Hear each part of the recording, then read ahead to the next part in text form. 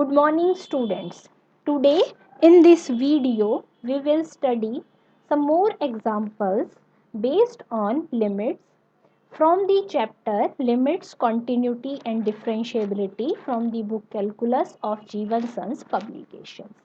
In the last videos आपने limits निकालने का जो नया कॉन्सेप्ट पढ़ा था वो था यूजिंग डेफिनेशन ऑफ लिमिट।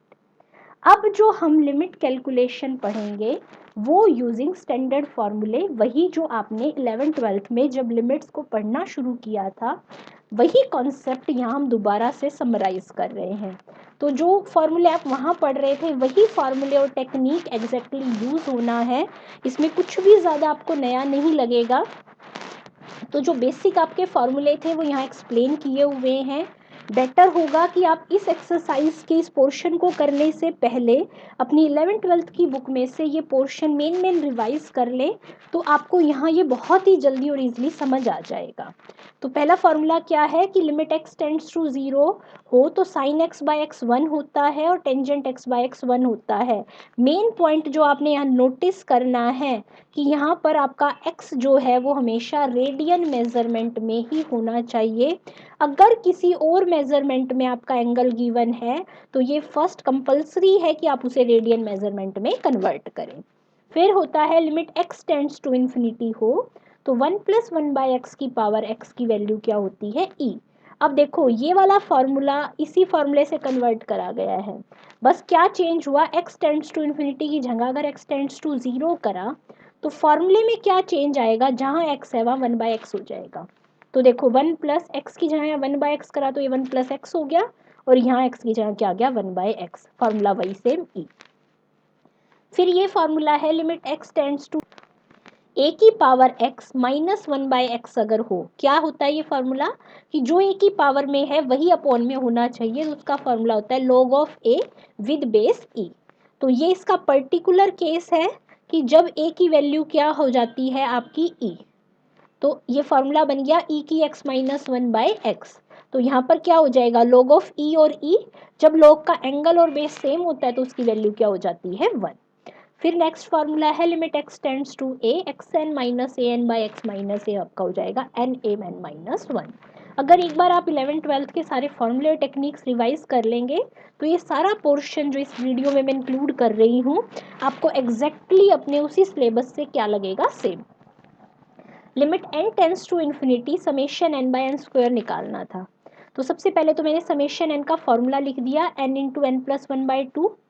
अब जब भी आपको इनफाइनाइट लिमिट्स कैलकुलेट करनी होती हैं तो क्या बेसिक एक टेक्निक आपको याद रखनी है कि जो भी टर्म n की वैल्यू इन्फिनिटी पुट करने से इन्फिनिटी बन रही है उसे आप न्यूमरेटर और डिनोमिनेटर में से क्या रख लो, कॉमन। ध्यान से सुनिए दोबारा से, जो भी टर्म लिमिट पुट करने से इनफाइनाइट बन रही है उसे आप अपने न्यूमरेटर और डिनोमिनेटर में से कॉमन लेकर कैंसिल कर देंगे, ताकि जो बाकी टर्म्स हैं उनमें 1 बाय इन्फिनिटी बन के वो 0 हो जाए और आपका आंसर नॉन जीरो आ जाए।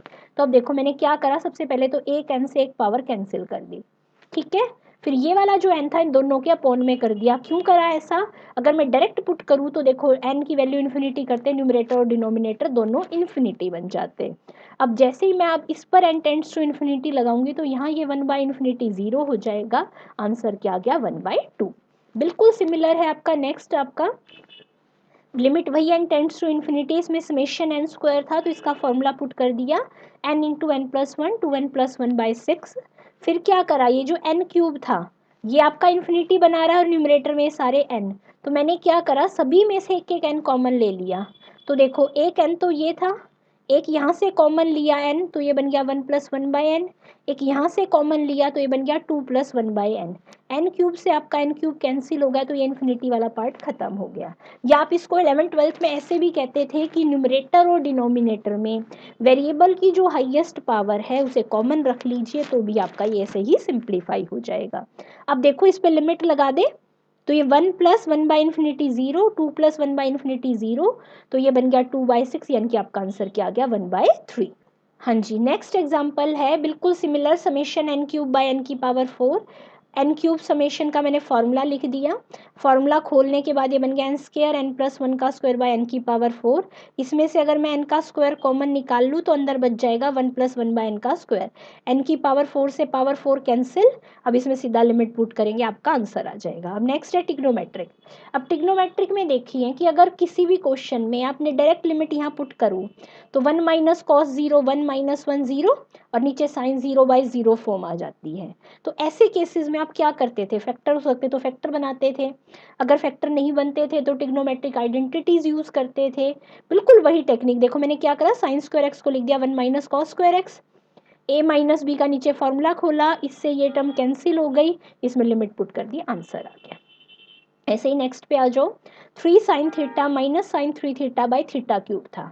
अब अगर आप इसमें डायरेक्ट लिमिट पुट करेंगे तो वही 0 बाई 0 फॉर्म आ जाएगी।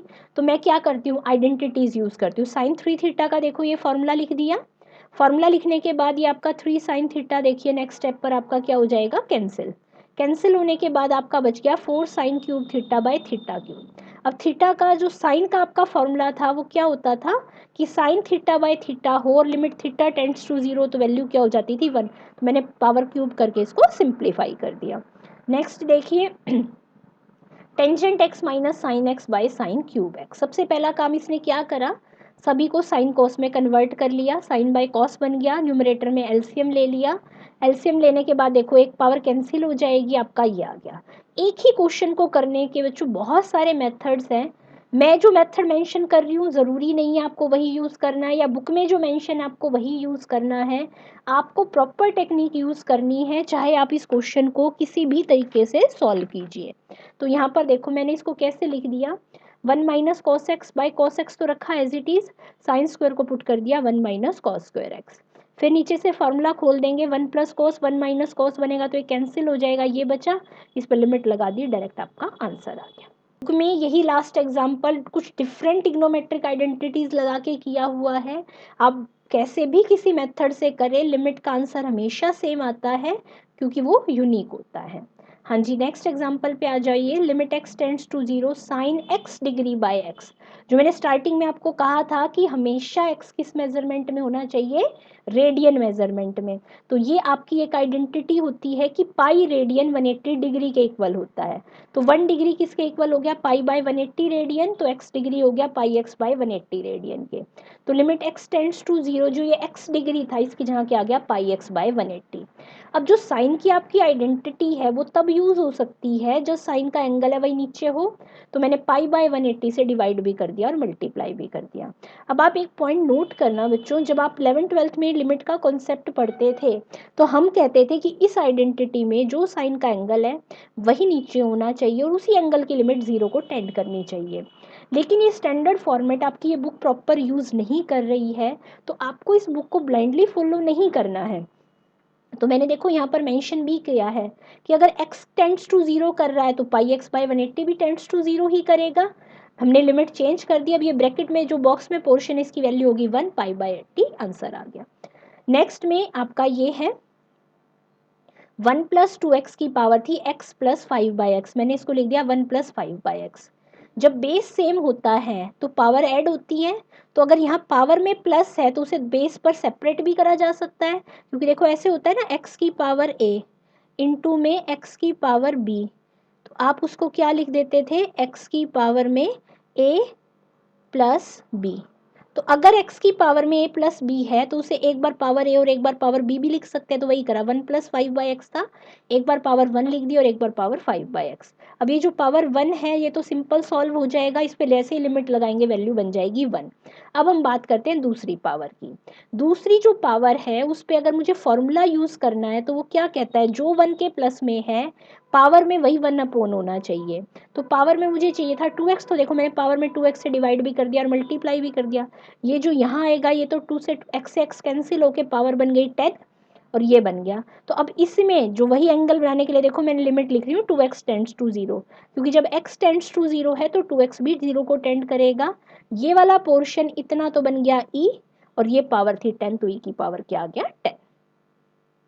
अब नेक्स्ट जो आपका एग्जाम्पल है उसमें आपका मॉडुलस फंक्शन यूज हो रहा है और एक ग्रेटेस्ट इंटीजर फंक्शन। तो अब हम पढ़ देंगे, बिल्कुल वही हम 11th-12th वाली टेक्निक यूज करेंगे, लेकिन एक बात ध्यान रखना कि आपने 11th-12th में भी पढ़ा है कि मॉडुलस फंक्शन का हर पॉइंट के लेफ्ट और साइड बिहेवियर डिफरेंट हो सकता है, ऐसे ग्रेटेस्ट इंटीजर फंक्शन का बिहेवियर डिफरेंट होता है। तो ये जब भी फंक्शन आपके इन्वॉल्व हो जाते हैं तो आप डायरेक्ट लिमिट ना निकाल कर क्या करेंगे, आप लेफ्ट हैंड लिमिट और राइट हैंड लिमिट कैलकुलेट करेंगे और फिर अपना क्वेश्चन सॉल्व करेंगे। अगर ये दोनों लिमिट एग्जिस्ट करती हैं और इक्वल हैं तभी आपकी एक्चुअल लिमिट क्या करेगी, एग्जिस्ट। हाँ जी, फर्स्ट में आपका फंक्शन है x बाय मॉड x और लिमिट थी आपकी x टेंड्स टू 0। तो मैं पहले x बाय मॉड x पे लेफ्ट हैंड लिमिट लगा रही हूँ x टेंड्स टू 0 माइनस। तो आप x की जगह क्या पुट करोगे, 0 माइनस h। देखो हमने पुट कर दिया और लिमिट आ गई h टेंड्स टू 0। तो ऊपर तो जो 0 माइनस h है वो तो माइनस h हो गया, नीचे जो मॉड ऑफ माइनस h है, क्योंकि h पॉजिटिव नंबर है, इंक्रीमेंट कर रहे हैं ना, तो माइनस h कैसा हो गया, नेगेटिव, तो इसका मॉडुलस क्या आ गया, h के इक्वल। h से h कैंसिल हो गया, -1 लिमिट आ गई। सिमिलरली जब आप x टेंड्स टू 0 प्लस लिखेंगे तो ये पुट हो गया 0 प्लस h, h पॉजिटिव है तो उसका मॉडुलस h के ही इक्वल हो गया और h से h कैंसिल होके 1, लेफ्ट और राइट लिमिट की वैल्यू डिफरेंट है तो आपकी लिमिट एग्जिस्ट नहीं कर रही है। और ये वाला पॉइंट मेरे ख्याल से सबको क्लियर हो गया होगा कि मैंने पहले वाली वीडियोस में भी एक्सप्लेन करा है कि mode of x mode of minus h को मैंने h क्यों लिखा कि अगर x नेगेटिव होता है तो आपका mode of x minus x हो जाता है। अब यहाँ पर h तो पॉजिटिव था लेकिन ये जो यहाँ पर आपका माइनस h है वो नेगेटिव है तो इसका modulus minus of minus h यानी कि h हो गया। अब हम आ जाते हैं अपने ग्रेटेस्ट इंटीजर फंक्शन पे। ग्रेटेस्ट इंटीजर फंक्शन को समझने के लिए सबसे अच्छा है कि मैं एक नंबर लाइन ड्रॉ कर लूँ, 0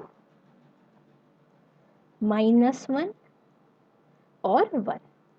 क्या होती है ग्रेटेस्ट इंटीजर फंक्शन की कि जिस भी वैल्यू पे ग्रेटेस्ट इंटीजर फंक्शन लगाते हैं उसका मैक्सिमम इंटीजर पार्ट हमें देखना होता है। तो देखो जब limit x tends to 0 minus करेंगे तो इस फंक्शन में 0 माइनस h पुट हो गया, मैंने इसको ऐसे लिख दिया। जब x टेंड्स टू 0 प्लस करेंगे तो 0 प्लस h पुट करा, ये हो गया। अब मेन पार्ट आपको क्या समझना है कि ये दोनों का ये जो न्यूमरेटर पार्ट है ये हम कैसे कैलकुलेट करेंगे, ठीक है। अब ये देखो ग्रेटेस्ट इंटीजर ओवर h की वैल्यू है 0 के अप्रॉक्सीमेट, 0 के अप्रॉक्सीमेट है, यहाँ पर ये पॉजिटिव पार्ट की तरफ हम चल रहे हैं तो 0 से ज़रा सा बड़ा, यहाँ पर h नहीं, इसको आप यूँ समझो, इसी से देखो आप इसको यूँ समझो कि अगर आपको 0 प्लस h का मैक्सिमम इंटीजर पार्ट निकालना है, ठीक है। h कोई भी स्मॉल नंबर है लेकिन पॉजिटिव है, 0 प्लस h तो आप ज़रा सा इधर आ गए लेकिन 1 तक नहीं पहुँचे। तो ज़रा सा इधर आने के बाद मैं आपको कहूँ कि जो नंबर है उसका मैक्सिमम इंटीजर पार्ट बताइए तो कितना होगा, 0। मैंने वही लिख दिया। अब मैं यहाँ पर आ जाती हूँ, अगर मैं कहूँ 0 माइनस h, इसका आपको मैक्सिमम इंटीजर पार्ट बताना है तो 0 में से ज़रा सा कुछ माइनस करते ही आप 0 से पीछे चले गए। 0 से अगर आप ज़रा सा पीछे भी आ गए हैं तो उसका जो मैक्सिमम इंटीजर पार्ट होगा वो क्या होगा, आपका -1 होगा। यानी कि आपको जिस भी पॉइंट पर आने के बाद मैक्सिमम इंटीजर पार्ट देखना हो उससे पीछे जाओ लेफ्ट साइड पर, जो पहला इंटीजर आपको मिल जाए वही उसकी वैल्यू हो जाएगी। तो यहाँ -1 आ गया, ये लिमिट माइनस से माइनस कट गया, 1/h इन्फिनिटी हो गई और ये लिमिट 0 हो गई। बोथ लिमिट्स अनइक्वल हैं इसलिए limit does not exist. In the next example आपको limit x tends to 5/2 over GCD greatest integer function x पे कैलकुलेट करना था। तो वही ग्रेटेस्ट इंटीजर और मॉडुलस फंक्शन पे तो आपको ऑलवेज लेफ्ट और राइट लिमिट सेपरेटली निकालने होंगे। तो देखो एक बार हमने निकाला x tends to 5/2 minus x tends to 5/2 plus 5/2 minus h 5/2 plus h। अब मैं अगर इस पे लिमिट लगाऊं h टेंड्स टू 0, आपने कुछ नहीं सोचना, 5/2 का मतलब क्या है, मान लीजिए ये है आपका इंटीजर पार्ट 5/2, ठीक है। इससे छोटा इंटीजर हो गया आपका 2 और इससे बड़ा इंटीजर हो गया आपका 3, क्योंकि ये 2.5 है आपका, ठीक है।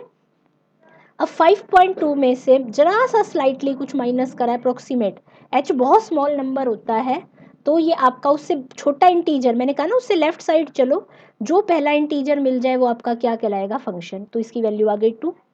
अब मैं कहूँ कि 5/2 में स्लाइटली हल्का सा, तो जैसे ही आपने 5/2 से स्लाइटली हल्का सा ग्रेटर 5/2 प्लस एच ये नंबर लिया, तो अब अगर मैं इससे भी लेफ्ट साइड पर चल के देखूँ तो पहला इंटीजर कौन सा आएगा आपका, 2 ही आएगा। तो ये दोनों ही वैल्यू सेम आ गई और लिमिट एग्जिस्ट कर गई। तो इससे आपको एक जनरल रिजल्ट आपको बन जाएगा। ये आपने 11th-12th में भी पढ़ा होगा कि ग्रेटेस्ट इंटीजर फंक्शन जब भी इंटीजर नंबर पे अप्लाई किया जाता है, जैसे यहाँ 0 पे किया था तो लिमिट कभी एग्जिस्ट नहीं करती। जब भी इसे नॉन इंटीजर नंबर पे अप्लाई किया जाता है तो लिमिट ऑलवेज एग्जिस्ट करती है। क्यों? क्योंकि नॉन इंटीजर नंबर के लेफ्ट राइट आर्बिट्रेरी जाओ तो एक सेम ही नंबर आएगा छोटा, तो वैल्यू चेंज नहीं होती। अब है limit x tends to 1 minus mod of x minus 1 by x minus 1। बिल्कुल वही देखो, x की वैल्यू 1 माइनस एच पुट करी, सिंप्लीफाई किया, h पॉजिटिव था तो माइनस एच नेगेटिव है, नेगेटिव नंबर का मॉडुलस उसी के नेगेटिव के इक्वल हो गया, सिंपल आ गया आपका। ऐसे ही जब राइट हैंड लिमिट करी तो x की जगह 1 प्लस एच पुट करा, अभी h पॉजिटिव है तो उसका मॉडुलस उसी नंबर के इक्वल हो गया, 1 आ गया। बोथ लिमिट्स अनइक्वल है तो लिमिट डज नॉट एग्जिस्ट। अब हम आ जाते हैं अपने लास्ट एग्जांपल पे। Limit x tends to 0 e की 1 by x plus minus 1 upon में e की 1 बाई एक्स प्लस 1। यहाँ पर क्योंकि e की पावर में है 1 बाई एक्स, 1 बाई एक्स का नेचर जो है x की 0 पे अप्रोच अगर पॉजिटिव साइड है तो इन्फिनिटी पे जाएगा, नेगेटिव साइड है तो माइनस इन्फिनिटी जाएगा, इसलिए मैंने यहाँ पर लेफ्ट और राइट लिमिट सेपरेटली कैलकुलेट की है। अब देखो पहले मैं बात कर रही हूँ राइट हैंड लिमिट की। तो ये आपका फंक्शन था, x की जगह मैंने 0 प्लस एच पुट कर दिया। अब आपने एक पॉइंट मैंने अभी आपको स्टार्टिंग में भी बताया है, अगर मैं इसमें डायरेक्ट लिमिट पुट कर दूँ तो e की पावर में बन जाएगा 1 बाई 0 यानी कि इन्फिनिटी, और इन्फिनिटी बाई इन्फिनिटी आ जाएगा। तो ऐसे केसेस में आपने क्या करना होता है, जो फैक्टर इन्फिनिटी बन रहा है उसे हर न्यूमरेटर और डिनोमिनेटर में से कॉमन रख लो। तो मैंने देखो e की पावर 1 बाई एच को कॉमन रख लिया, तो यहाँ तो ये फैक्टर था तो 1 आ गया, और यहाँ ये नहीं था तो आप यूँ समझ लीजिए कि आपने इस फैक्टर से डिवाइड भी कर दिया और मल्टीप्लाई भी कर दिया। मल्टीप्लाई वाला कॉमन आ गया और डिवाइड वाला रह गया सेम नीचे, ये वाला पार्ट यहाँ से तो कैंसिल हो गया। अब जब इस पार्ट पे लिमिट लगाएंगे तो देखो e की power 1 by 0 infinity, 1 by infinity 0, तो यानी कि ये 1 बाई 1 1 आ गया। यहाँ पे देखो लिखा भी हुआ है h 0 को टेंड कर रहा है तो 1 बाई एच इन्फिनिटी को, e की पावर 1 बाई एच इन्फिनिटी को, लेकिन 1 ओवर e की 1 बाई एच 0 को कर गया। सिमिलरली जब आप राइट हैंड लिमिट निकालेंगे x टेंड्स टू 0 माइनस लगाने के बाद आपकी वैल्यू बन गई ये। अब यहाँ पर देखो डायरेक्ट लिमिट पुट करूँ अगर मैं तो प्रॉब्लम क्यों नहीं आ रही है, क्योंकि e की पावर माइनस है तो मैंने उसे 1 ओवर कर लिया, 1 ओवर करके बाद जैसे ही लिमिट लगाई कोई भी टर्म इन्फिनिटी नहीं बन रही थी, दोनों ही 0 बन रही थी, तो आपका आंसर आ गया -1। अगर कोई टर्म यहाँ पर भी इन्फिनिटी बनती तो हम फर्स्ट पार्ट की तरह उसे भी कॉमन निकाल कर कैंसिल कर लेते। अब लिमिट तो बोथ एग्जिस्ट कर गई लेकिन दोनों की वैल्यूज अनइक्वल है, इसलिए आपकी लेफ्ट हैंड लिमिट और राइट हैंड लिमिट एग्जिस्ट नहीं करती है। Thank you.